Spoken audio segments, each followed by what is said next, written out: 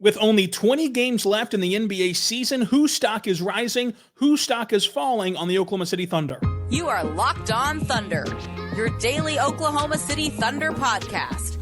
Part of the Locked On Podcast Network, your team every day.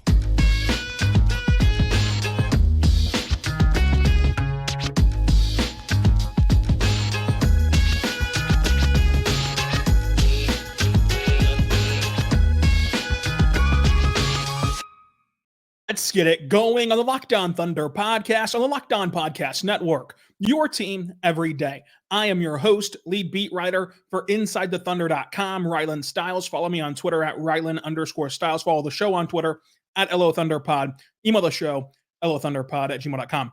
On today's show, brought to you by LinkedIn. LinkedIn helps you find the qualified candidates that you want to talk to faster. Post your job for free at linkedin.com/LockedOnNBA. That's linkedin.com/LockedOnNBA to get your job for free. Terms and conditions do apply. We're discussing Stockwatch. 20 games left. Whose stock is rising?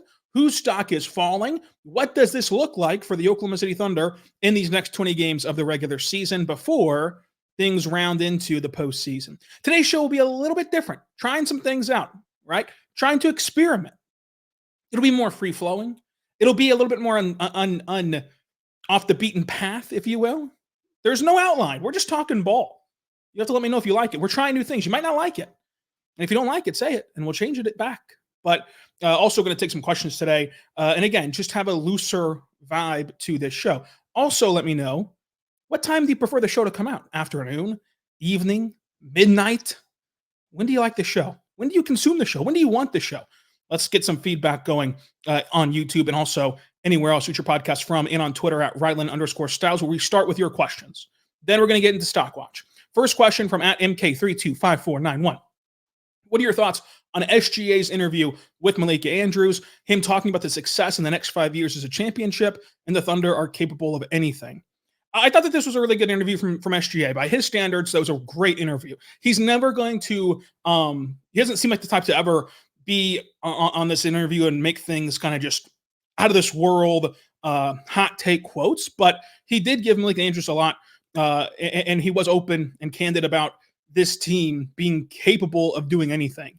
And in the next 5 years, he said, you look back on it and the success would be an NBA championship.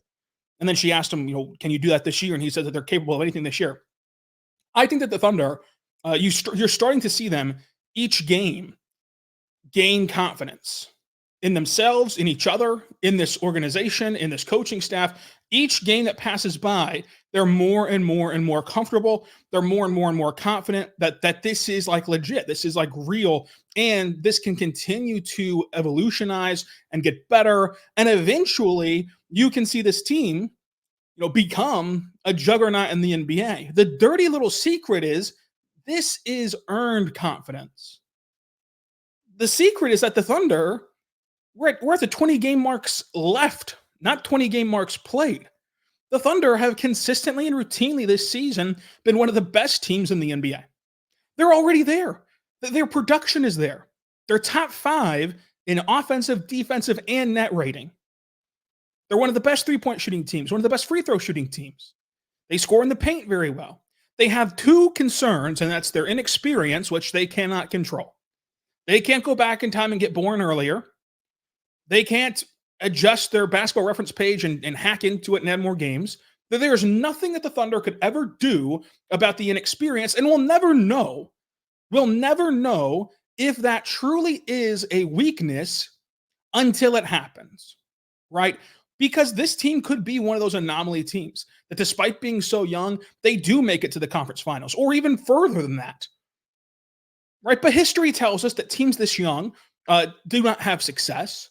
Teams this young, though, are typically rebuilding, tanking teams, and do not have the profile of players that this team has. So, excuse me if I'm just not willing to throw the entire data point of this season away, because I think that this Thunder team is so young that in a month's time from now, when the calendar turns to April, and you see a new picture of your calendar, that they're just going to forget how to play basketball because the stage will be too big, the lights will be too bright. It's still basketball. These are still very confident players, and they don't know any better. They don't know any better. Who are they going to be overwhelmed by playing? What venue will they be overwhelmed by going into it? They have one of the best home court advantages, if history tells us anything about what this city and roster and city and arena will look like come postseason time. I think that they have one of the best coaches in the NBA. In the star-driven league, they have the MVP of this league. Like, SGA should win MVP. And then he's flanked by a couple all-star caliber players and a lot of depth. And depth typically doesn't mean much in the postseason because most teams play 8, and they really only like to play 7. But you got to play 8 sometimes. But for this Thunder team, another way that they can buck the trend is that their depth, you mix and match it with what the situation, what the series is calling for.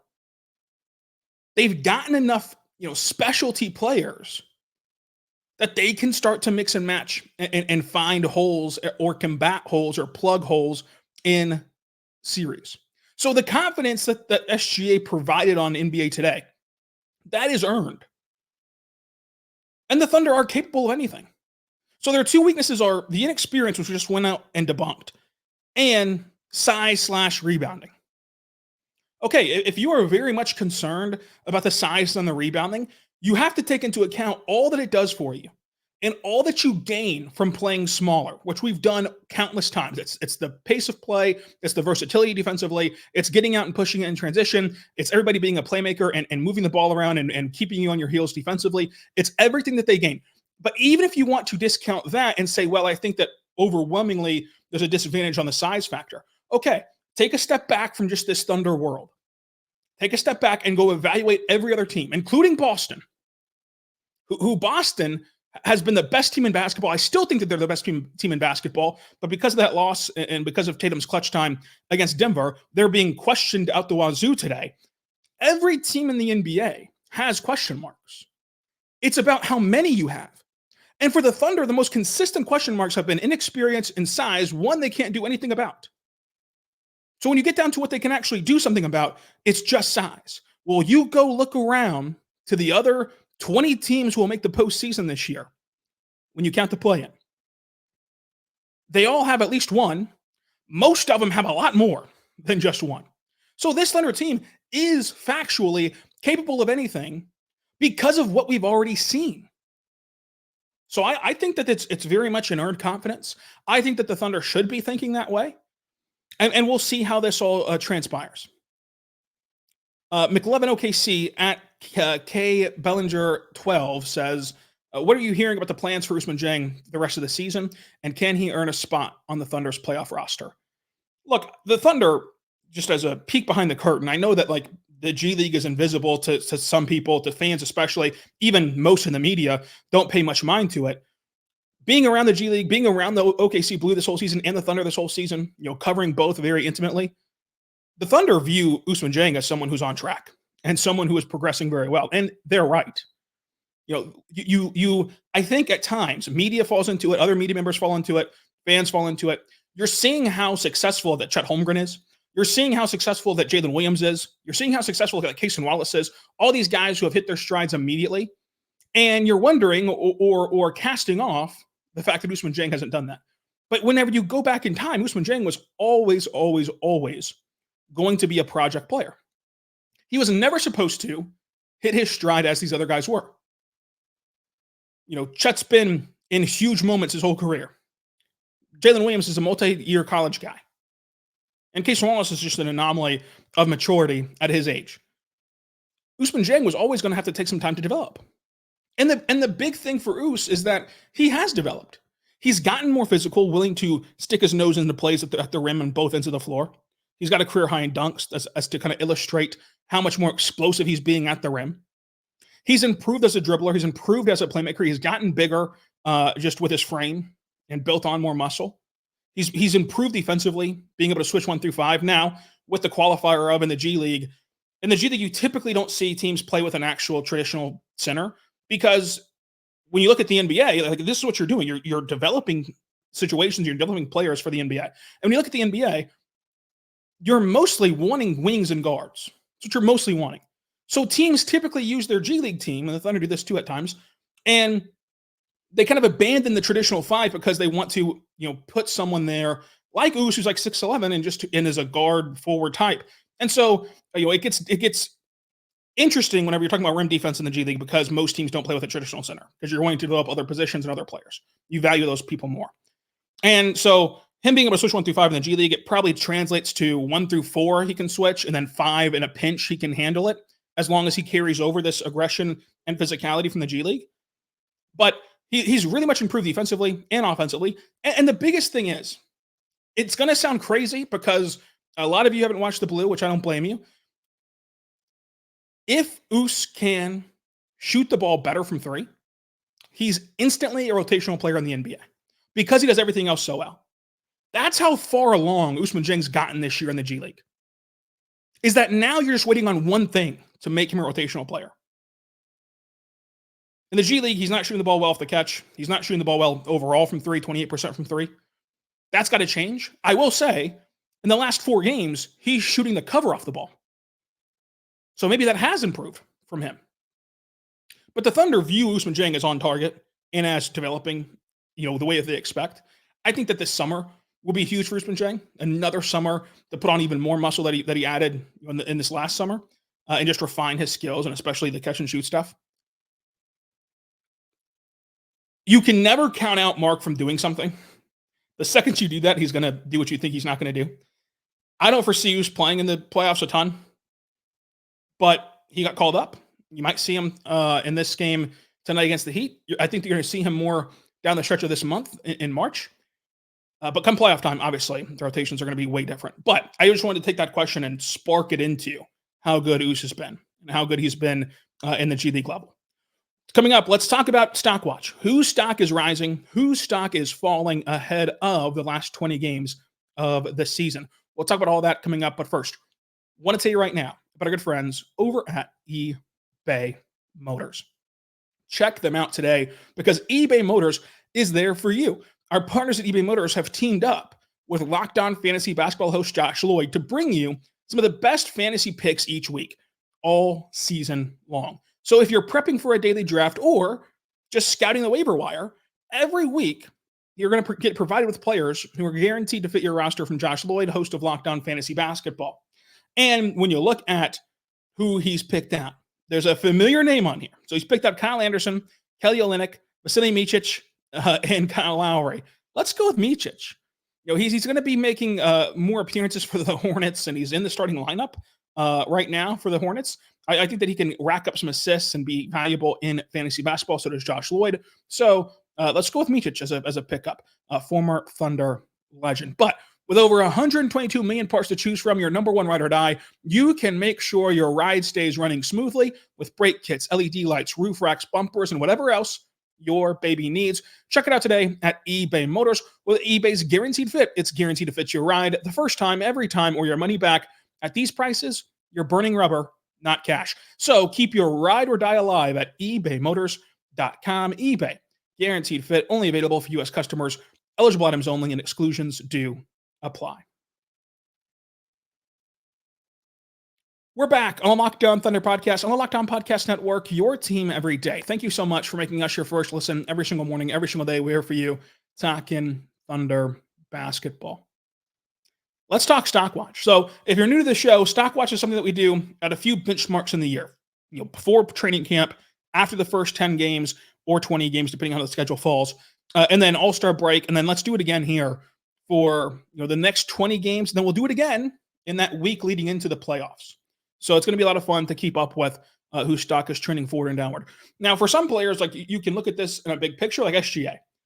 No matter what your criteria is, if it's full season, if it's first 20 games, if it's last 20 games, if it's the last 10 games, last 5 games, no matter what your criteria is for SGA, his stock is absolutely trending up. For other players, you can move around the benchmarks on this stuff and see what you would have their stock trending as right now, especially if you're projecting. So with each player, we'll just kind of qualify it as we go. But with SGA, let's start there. SGA, his stock is trending up, and you're seeing his media bump happen right now. It should increase. It should increase his MVP candidacy. I think that whenever you look at SGA's MVP case, so long as history reveals itself and continues to show itself, As a NBA league, you've seen voter fatigue set in on every player. And so if voter fatigue is there for Jokic, then SGA is the clear winner. The clear winner. From record, from stats, from impact, from the ability to play both ends of the floor, he is the clear MVP winner. Now, you can make a strong case for Jokic if you don't have voter fatigue. He's the best player in the world right now. But even with Jokic in the mix, then Shai has the record, the record aspect over him for the moment right now. We'll see if that continues. And that makes things a little bit different. But I think that SGA is the MVP of this league. Especially when you factor in, if you're going to go him versus Jokic, because I think that this is going to turn into a two-man race. I know Luka's been great. I know Tatum has the best record in the league. If you're going to turn this into a two-man race, Jokic versus Shai doing this is a bit more unexpected. It is completely unexpected, frankly. I would refer you back to the preseason, and even every Thunder fan, Thunder people who cover the league intimately that cover the Thunder, no matter who you look at in Oklahoma City, not mentioning the broad scope of national pundits, but in Oklahoma City, the goal or the high end of expectations was make it into the safe six in the West. This is a brutally tough Western Conference. Avoid the play-in, have an actual playoff series. That was the goal. That was the expectations. That was, in large part, the high end of things. And then whenever whenever we did podcasts of like best case scenario, because every year we do best, worst and most likely case scenario for the season, for the draft, and for free agency. That's another one of our benchmarks that we do. And even in the best case scenario, everything breaks the Thunder's way. We were talking about, hey, be the 4 seed and host. SGA's taken that team, which is the youngest team in the NBA weighted by minutes played, and he's made them the number 1 seed in the NBA. So I would take him as the MVP, no doubt, which means his stock is trending up because somehow, as he's done every year of his career, he continues to get better. And each time, each leap he's made, we've been saying, this is probably it. This is probably who Shai is. And each time he breaks in another level. This year, he's made significant impacts, and differences as a defender, and he's made incredible strides as a playmaker, and his three-point shooting is upticked, especially here of late. His stock has to be trending up. I think Gordon Hayward's stock is trending up as well. You saw him get used as a center at times in the last game. Shout out to Nick who asked that question. I like experimenting with that. I think that Gordon Hayward, like I mentioned this on the show earlier this week, people are so quick. They want this microwave success. And people also struggle to evaluate things beyond the box score, which I get it. It's very tough. But when shots weren't falling for Gordon Hayward, the conversation was, he's washed. His calf looks like it's come off the bone, and he can't jump and he can't shoot. It was just so out of this world reactionary. When you sit back and watch it, this whole time, you can go back and watch every single game he's played for the Thunder. He's rotated incredibly well defensively. He's played the gaps well defensively and fit into this Thunder style of scheme as the 5th best defender on the floor whenever he's there, or 4th at times whenever he plays with Josh Giddey. But whenever Giddey's engaged, you could argue that he's 4th. Either way, he's played his role defensively. Offensively, he's been very clearly just trying to feel out where he fits into all of this. And if there's one thing about Gordon Hayward, throughout his whole career, you're going to see him perform on that end of the floor. So this whole season, when everyone's freaking out, I said, it's a make or miss league. If a couple of those pull-up mid-range shots fall in earlier, then people are overwhelmingly excited by Gordon Hayward. Portland comes around, he has 10 points, hits a 3 in transition. Now all of a sudden, people are back to having expectations for him. He's been playing the same way. The process has been there.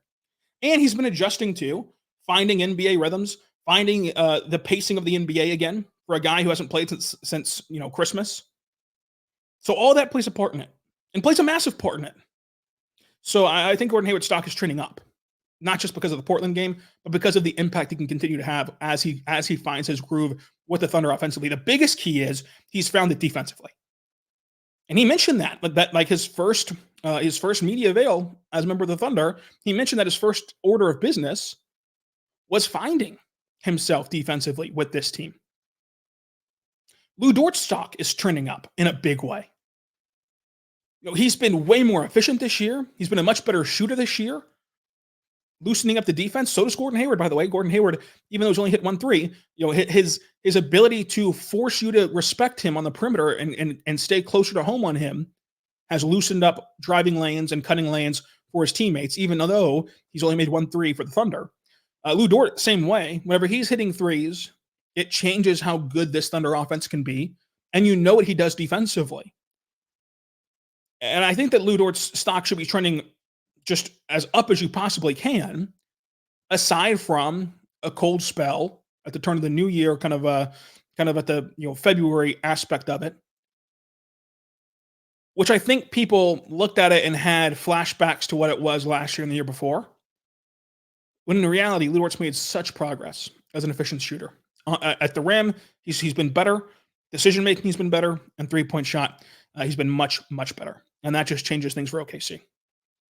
Chet Holmgren's stock trending up absolutely, no matter what you break it down as, no matter what time frame you're looking at, no matter what you're trying to judge this on or project this on. Chet's been great, physically. He's been great at sticking his nose into things and absorbing shots because of it. He's been great spacing the floor, been really good as a diver at the rim. He's been a fantastic ghost screener, which if you watch his ghost screens and you see the way that they freeze the defense, that's where the Thunder are able to explode and take advantage of it. He's been awesome in the two-man game, continuing to develop with J-Dub. So like those things all matter and those things stack onto each other. Chet, stock rising, not much to continue to opine about that we haven't done already. Josh Giddey, he's the first one on this list where you look at it and you have to break it down a lot. Beginning of the year, stock was going down. You look at right now, he had a stretch in like January and February where it went from going down to just like kind of just leveling out. At like this is the low level. I don't know what you would call that in actual stocks, but like it dipped and it just stayed dipping. And if you look at the last like 5 games, which is a small sample size, I would say that the stock is creeping up, not like shooting up on the chart, but it's creeping up a little bit because at the end of the day, you're going to have to adjust your expectations for Josh Giddey for this season. Now, in the summertime, we're going to have these broad conversations about what Josh can do as an individual player in his career, about what Josh can do in Oklahoma City in his career, about what it would look like without Josh Giddey in Oklahoma City. There are so many branches of the Josh Giddey conversation tree that we're going to have to dive into this summer, where we stay daily every single day in the summertime. We'll get there. But let's talk about for this season. Let's hone in on the micro of just this season. The expectation for Josh Giddey this season cannot be what it was placed on him as the 6th overall pick. Cannot be what was influenced by his rookie year or last year. For this season, for the next 20 games and for the playoffs, can you be the 5th best starter on this team? Can you be the 5th best defender on this team? And I think that he's shown you this week, even in that Lakers loss, so long as he's actually trying, if he's not getting face cut, if he's not falling asleep defensively, if he's not just sitting in the corner doing nothing on offense, so long as he's actually engaged in trying, he can make a massively positive impact for the Thunder just by that product. You look what he did against Portland. Missed 1 shot all night. Was fantastic on the glass. Used anticipatory skills to gap and to deflect passes and get steals and spark defense into offense. And the more you can do that, the more you can get defense into offense. It benefits him specifically so much, and the rest of the Thunder team also is great in transition. But it benefits him a lot as well. And so with that size, with his size and frame, if he just tries and brings aggression and sticks his nose in plays with that frame, he'll be good enough. There'll be another guy on the other side of the floor who you can hide him on defensively and turn him into, a little bit of a net positive defensively because of who he's around. Because if he's getting deflections and he's just getting in the way defensively, you have so many other guys who can switch and clean it up. So that's what you're asking Josh Giddey to do. And then you can reevaluate things, once the season ends, whenever that may be. So overall, in the totality of the season, obviously his stock is going down. In the last 5 games, with what we've seen him do, it's creeping up. He's looked better, clearly. So he's a guy where you got to really break into what benchmarks you're using to describe if his stock's going up or down. Full body of work, going down. Last week, creeping up. You can creep up and head over to our good friends over at LinkedIn by posting your job for free over there. They're awesome, and you're going to want to check them out because when you're hiring for your small business, you want to find the qualified professionals with you, the right role for you. That's why you got to check out LinkedIn Jobs. LinkedIn Jobs has the tools to help you find the right professionals. LinkedIn isn't just another job post and another job board. LinkedIn has a vast network of more than 1 billion professionals, which makes it the best place to hire to give you access to professionals that you cannot find anywhere else. LinkedIn does that all while making the process easy and intuitive for you. Hiring is easy when you have this many qualified candidates. In fact, 86% of small business owners get a qualified candidate within 24 hours. LinkedIn knows that if you own a small business, you are wearing so many hats and you don't have the time or the resources to have a long hiring process. So LinkedIn is consistently finding ways to make the process easier. And it just launched a feature that helps you use your job description to make the hiring process quicker and easier on you as well. 2.5 million small businesses use LinkedIn for hiring. Check it out today. Post your job for free at linkedin.com/LockedOnNBA. That's linkedin.com/LockedOnNBA to post your job for free. Terms and conditions do apply. We're back on the Locked On Thunder podcast, on the Locked On Podcast Network, your teams every day. Thank you so much for making us your first listen every single morning, every single day. We're here for you, talking Thunder basketball. Let's continue to talk about Stockwatch, and then we're going to get to more of your mailbag questions as they roll in here. Kenrich Williams, another guy who I think is a tale of two seasons. Started the year rising up and was making a big impact even after dealing with the back spasm. But here of late, he's been a little bit of a step slow. He's kind of looked a little bit different of late. I think that the Thunder can do a good job of managing him down the stretch of this season, keeping him fresh. But obviously, physically, he looks a little bit beat up. And the thing is, I don't think that this is indicative of who Kenrich Williams is from now on. I still think he's a really good basketball player. I think that he's a great player to come off the bench and to fill in roles. He can play small ball 5. He can play the 4. He can play these different roles on the team. I just think that people forget, like, that was a long time ago. It was back in October that he dealt with those back spasms. And those are things that can linger. Those are things that can flare up sporadically. So even though these guys are playing, they might not be fully healthy. And in fact, rarely are you going to have a player who's fully healthy in March. Just rarely that you are. So I hear you. He's looked a step slow, but let's see what it looks like as he gets, some more of rest or so leading into the playoffs. Cason Wallace, his stock's going up, and I think that he's getting better and better each game. Not just as a shooter, he's been awesome as a drive and kick guy, who you can drive and kick and spray the ball out to. But I think he's getting much better as a playmaker, which is helping him a lot. And then defensively, what can't he do? He can switch. He's awesome at playing the passing lanes. He's incredible at whenever he's, defending the slot or the corner, when guys are driving into the paint, if he's on that side of the drive, he can just creep down and swipe in on the driver and knock the ball loose without getting called for a foul. A lot of players, especially rookies, get their hand caught in the cookie jar a lot in those scenarios. Cason times it perfectly. He has fast hands. He can draw the ball loose and get steals. And again, in transition, this team's really, really good. So Cason Wallace stock is trending up. Usman Jang, won't spend a ton of time on him because we spent a whole segment on him pretty much. His stock is going up.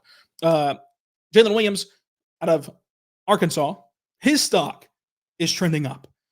Fourth quarter dub is a real legitimate thing. And he is just this prolific scorer who is way better now at using his physicality to get space, both in the mid-range as a shoulder bump guy and putting his chest on guys at the rim.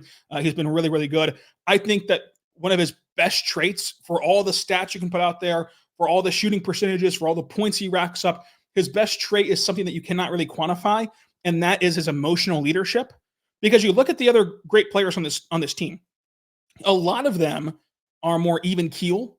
A lot of them are more just, stoic, if you will. Not to say they don't show any emotion. So I guess stoic is the wrong word. But, they play it cool, so to say. Jalen Williams is going to dunk and let you hear about it. He's going to dunk and get the crowd involved. He's going to get an and one and spill into the crowd. Like, he's going to do stuff like that that naturally gives you this boost and jolt. It gives it to the crowd. It gives it to the team. And I think that that will continue to show its head, especially come playoff time. Whenever you have 20,000 people against you, you've got to bring your own energy and your own camaraderie as a team.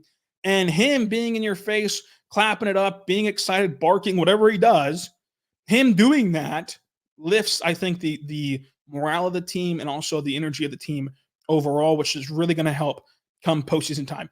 Jay Will out of Arkansas, I think his stock is just steady. Similar to what he did last year. He's playing this backup 5 role. He can space the floor. He can set good screens. He can play make in the high post. I think he's gotten better defensively, especially as a shot blocker, but not just that, but actually being in better positioning defensively and being better in the pick and roll. But it's just kind of just steady with what he did last year. Isaiah Joe, I think that his stock is trending upward. He's one of the best catch and shoot guys in the NBA. He can do more now with the ball in his hand than just catch and shoot. He can play make on that end. And every year he gets better defensively with picking up tricks.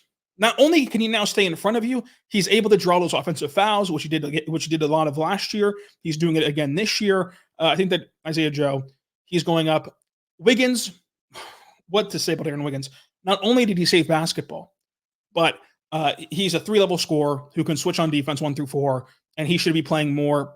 You got to get him more minutes.